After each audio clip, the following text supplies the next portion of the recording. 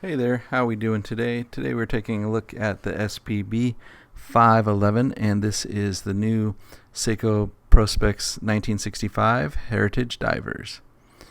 And this one is a limited edition, and it's going to have that cool wave dial that you've probably been seeing online. This one's just come out, and I can't wait to see how the dial looks. It looks really cool on the shots online. And here we go. Even through the plastic, man, that's quite a relief on there. Really, really cool looking. Real simple. The nice white, and then the grayish, to black, like a dark gray black on the bezel there. And these new ones have the new kind of buckle there on the bracelet. It's got the wetsuit extension, which is pretty nifty. A little tighter in design, the band and everything, and basically upgraded overall. But here, let's take a look at the dial. The waves here, they're going to be doing quite a bit of different watches with the waves. We got this one, which is again the 65, the SPB 511, and this is in honor of the 60th anniversary of the first dive watch. So 1965, this video being shot, and this came out in 2025, so it is the 60th anniversary of Seiko Dive. So the theming of the 60th anniversary is this wave motif. And I know you think wave, water, dive, yeah, I get it, but it goes down a little more than that. If you look in the back of a Seiko watch, they've had that little tsunami logo for a while, the one with the wave coming out, and they're kind of celebrating the logo in the back. And I think it also has a bit to do with their heritage.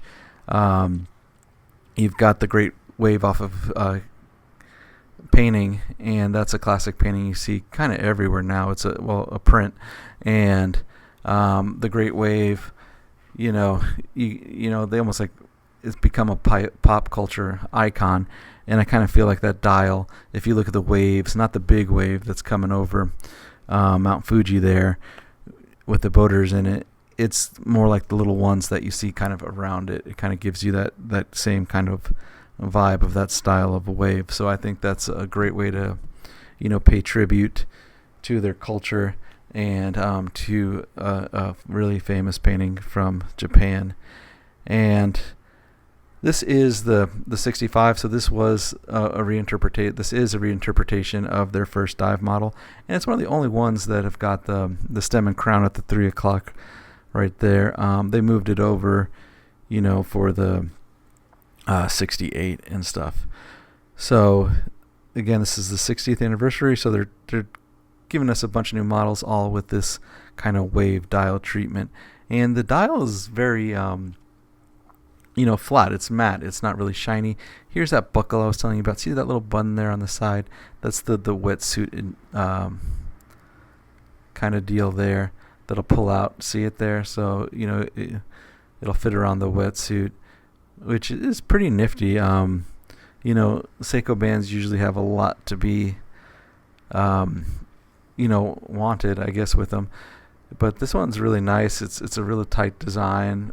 It feels solid, feels good. I guess you have to wear it for a little bit and see how it'll test out. And here you got the watch on my wrist. My wrist is a 7.5-inch wrist, so you can see it. It's got a nice profile. It's slightly last year they came out too. They came out with an edition that's a little smaller, 40 millimeter in diameter and a 13 millimeter thickness, so they just kind of shaved a little bit off of it, but they did that back in 2024. So this is, if you had a 2024 65 homage, it's kind of like around that size. The ones that first came out a couple years ago, around the 55 anniversary time, those were a little bit bigger, and the length of it, you can see, is about 46.4 millimeter. It's actually an improvement in water resistance as well.